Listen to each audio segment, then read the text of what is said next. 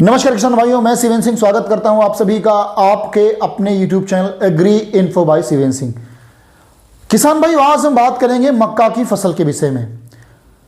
मुख्यतः पंजाब और उत्तर प्रदेश में बसंतकालीन मक्के की खेती की जाती है, जो अभी आगामी समय में बसंतकालीन मक्का की खेती शुरू हो जाएगी। आपने हमारे YouTube channel, Facebook, Insta ID पर देखा होगा कि हम काफ़ी बड़ी बड़ी मीटिंग फार्मर्स की करते हैं। उसमें से कुछ फार्मर्स की क्वेरी थी कि सर हम सब कुछ अच्छा करते हैं लेकिन हमारा प्रोडक्शन अच्छा नहीं आता है। तो आज इस वीडियो के माध्यम से बताएंगे कि आप क्या गलती करते हैं जिससे प्रोडक्शन अच्छा नहीं आता है, या कई बार हम सब कुछ अच्छा करते हैं लेकिन कुछ ऐसा हो जाता है कि हमारा उत्पादन घट जाता है। तो सबसे पहले मक्के की बुआई का उपयुक्त समय। बसंतकालीन मक्के की जो खेती की जाती है उसके बुआई का उपयुक्त समय है 1 फरवरी से लेकर 15 मार्च। किसी भी फसल में यदि आप अच्छे बीज का चयन कर लेते हैं तो 50% काम आप आसान कर लेते हैं। यानी सबसे बड़ा सवाल किसान के मन में आता है कि हम मक्के के किस हाइब्रिड का चुनाव करें। तो हम आपको कुछ 5 से 10 लाइनें बताएंगे जिनके आधार पे आपको अपने मक्के के बीज का चुनाव करना है। सबसे पहला, ऐसा मक्का का बीज खरीदें जो विश्वसनीय हो। दूसरा, ऐसा मक्के का बीज लगाना है जिसमें गिरने की समस्या ना आती हो, यानी लॉजनिंग की समस्या ना हो। ऐसा मक्का बिल्कुल नहीं लगाना है जिसमें गिरने की समस्या आ जाती हो। दूसरा, ऐसा मक्का लगाना है जिसमें हीट टॉलरेंस अच्छी हो, यानी तापमान बढ़ घट भी जाए फिर भी ग्रेन फिलिंग अच्छी हो। अगला, आपको वो मक्का चुनना है, मक्के का वो बीज चुनना है जिसमें फसल पकने के बावजूद चारा हरा बना रहता हो। इसका साइंटिफिक फायदा क्या होता है कि अगर अंतिम समय तक झंडा पत्ती हरी बनी रहती है तो प्रकाश संश्लेषण की प्रक्रिया बहुत तेजी से होती है, जिससे आपके पौधे को प्रचुर मात्रा में भोजन मिलता है, जिससे दाना का आकार और दाने का वजन अच्छा आता है। अगला, आपको मक्के के उस बीज का चयन करना है जिसमें गिल्ली पतली हो, गिल्ली छूछ जो भी आप कहते हो वो पतला होना चाहिए। कई बार क्या होता है, हम खेत में देखते हैं इतने मोटे मोटे भुट्टे लगे हुए हैं, लेकिन जब प्रोडक्शन आता है तो 5 कुंटल 6 कुंटल का आता है। क्यों? क्योंकि उसकी गिल्ली या छूछ बहुत मोटी होती है।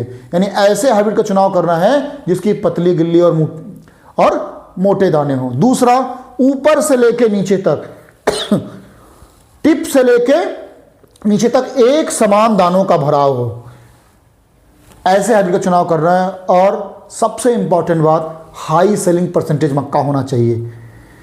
ये सभी खूबियां आपको जिस मक्के में दिख जाएं उस हाइब्रिड का चयन आपको अपने खेत के लिए करना है। तो अगर आप इन सब बातों को ध्यान में रख के अपनी फसल के लिए मक्के के हाइब्रिड का चयन करते हैं तो आप एक सर्वोत्तम गुणवत्ता वाले बीज का चयन कर पाएंगे। यानी हमारी 50% समस्या हल हो गई हम अगर अच्छे बीज का चयन कर लेते हैं। अगली बात आती है बीज चुनने के बाद बीज बोने की। कई बार किसान क्या करता है कि उसको स्पेसिंग नहीं पता होती है, गहराई नहीं पता होती है, कैसे लगाना ये नहीं पता होती है। बहुत पास पास मक्का लगा देते हैं तो भुट्टे का साइज बहुत छोटा छोटा हो जाता है या मक्का गिर ज़्यादा जाता है। तो सबसे पहले आपको स्पेसिंग का ध्यान रखना है, यानी पौध टू पौध जो डिस्टेंस रखेंगे वो 20 से 25 सेंटीमीटर रखेंगे। प्लांट टू प्लांट डिस्टेंस 20 से 25 सेंटीमीटर और रो टू रो डिस्टेंस जो होगी वो 45 से 60 सेंटीमीटर होनी चाहिए। अगली बात, गहराई। कितनी गहराई में आपको मक्के का बीज डालना है? तो 3.5 से 5 सेंटीमीटर गहराई में आपको मक्के का बीज डालना चाहिए। हमेशा पूरब से पश्चिम की ओर ही मक्के की बुआई करनी चाहिए। इन सभी बातों को ध्यान में रख के आपको अपने खेत में मक्के की बुआई या गड़ाई करनी है। किसान कई विधि से मक्का बोता है, डिबलर से, मेज प्लांटर से इत्यादि कई चीज़ों से मक्के की बुआई करता है। तो आप जिन भी चीज़ों से करते हैं वहां पर आप इन चीज़ों का ध्यान रखें कि डिस्टेंस और डेप्थ क्या होनी चाहिए। अगला, किसान भाई ने अच्छी बुआई कर दी, सबसे इंपॉर्टेंट रोल निभाता है उर्वरक। किसान को क्या लगता है कि भैया जितना ज़्यादा यूरिया हम खेत में फेंकेंगे उतना अच्छा रिजल्ट हमें देखने को अपने मक्के में या अपनी फसल में मिलेगा। लेकिन कहा जाता है more than fertiliser more than diseases, जितना ज़्यादा उर्वरक आप लगाएंगे उतना ज़्यादा रोग आपके फसल में आने की संभावनाएं बन जाएंगी। इसलिए अपने मक्के में उतना ही उर्वरक देना है जितना उसको आवश्यकता है। सबसे पहले यदि आपके पास गोबर की खाद है तो सबसे अच्छी बात है, फील्ड प्रिपरेशन के समय 6 से 8 कुंटल प्रति एकड़ की दर से यदि आप गोबर खाद का प्रयोग करते हैं तो बहुत अच्छी बात है। अगर नहीं है फिर तो हम कुछ कर नहीं सकते, आप कुछ कर नहीं सकते हैं। अब अगर आपके पास गोबर की खाद नहीं है तो आपको किस रेशियो में अपनी फसल में उर्वरक लगाना है इसके बारे में जानते हैं। सबसे पहले बुआई करते समय आपको 25 kilogram urea, 75 kilogram DAP, 50 kilogram MOP और 5 किलोग्राम ईडीटीए जिंक का प्रयोग करना चाहिए। जिंक जो हम थैला खरीद के लाते हैं 15 किलो 20 किलो डालते हैं, वो जितना नुकसान करता है, जितना फायदा करता है उससे अधिक नुकसान करता है, क्योंकि वो बेंटोनाइट पत्थर पे कोटेड होता है।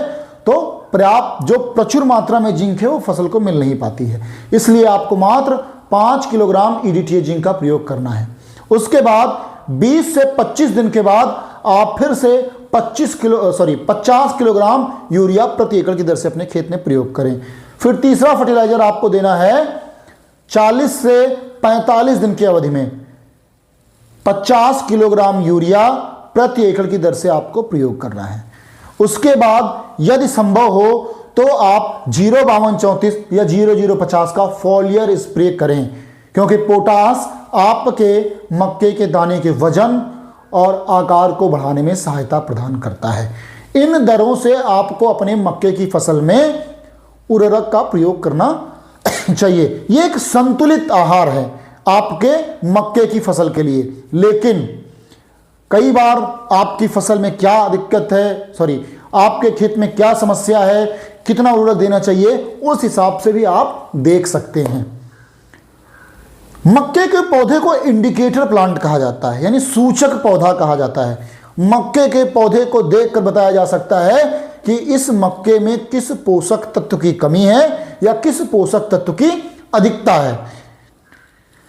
इसलिए अगर किसी भी पोषक तत्व यानी किसी भी फर्टिलाइजर के डोज को आप हाई कर देते हैं तो उसका भी साइड इफेक्ट है, अगर लो है तो उसका भी साइड इफेक्ट है। अगली कड़ी आती है सिंचाई। किसान मुख्यतः मक्के में न्यूनतम 7 सिंचाइयां आपको करनी चाहिए। किसान कई सिंचाइयां करता है, लेकिन 4 क्रिटिकल अवस्थाएं बताई गई हैं मक्के में सिंचाई की, कि इन 4 अवस्थाओं में यदि आप अपने मक्के में पानी नहीं लगाते हैं तो आपके मक्के में उत्पादन प्रभावित होने का डर बना रहेगा। पहला, यदि आप पहले पानी लगा के फिर खेत की जुताई करते हैं, खेत तैयारी करते हैं, यानी ओट अपनी भाषा में कहते हैं, ओट देने के बाद अगर मक्के की बुआई करते हैं तो जब आपकी मक्का 4 से 5 पत्ती की अवस्था के हो उस टाइम पर आपको एक पानी लगाना है। दूसरा, जब आपकी मक्का घुटने की अवस्था पे आ जाए उस टाइम पे आपको एक पानी लगाना है। तीसरा, जब आपके मक्के में भुट्टे बनने शुरू हो जाएं उस टाइम पे आपको पानी जरूर लगाना है। और चौथा, जब आपका मक्का मिल्किंग स्टेज पे हो, दुग्धावस्था में हो, इस अवस्था पे आपको पानी जरूर लगाना है। इन 4 अवस्थाओं में आपको अपनी फसल में पानी अवश्य से अवश्य देना है। बाकी जैसा आपके खेत को आवश्यकता है वैसा पानी आपको अपनी फसल में लगाना है। किसी भी चीज़ की अति भली नहीं होती है। किसान कहता साहब हमारे खेत तो ट्यूबवेल लगा है, हम हमेशा पानी चलाते रहते हैं। अगर अधिक पानी लगाएंगे तो आपके खेत में फंगल इन्फेक्शन आने की संभावनाएं ज़्यादा रहेंगी। इसलिए कम से कम 4 पानी लगाना है, बाकी जैसे आपके खेत को आवश्यकता हो उस हिसाब से आपको अपने खेत में पानी देना है।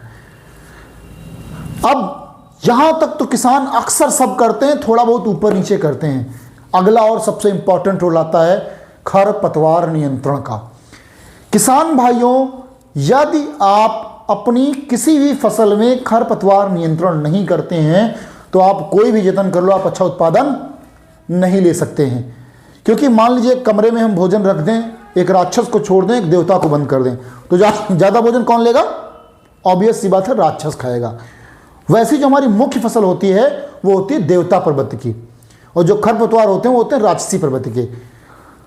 आपने देखा होगा जैसे ही हम कोई फर्टिलाइजर डालते हैं तो फसल हमारी बड़ी रहती है लेकिन खरपतवार छोटे रहते हैं, लेकिन जैसे ही हम फर्टिलाइजर डालते हैं फसल नीचे रह जाती है और खरपतवार ऊपर रह जाते हैं। यानी जब तक खेत में खरपतवार उपस्थित है 70% भोजन उनको मिलेगा और 30% भोजन मुख्य फसल को मिलेगा।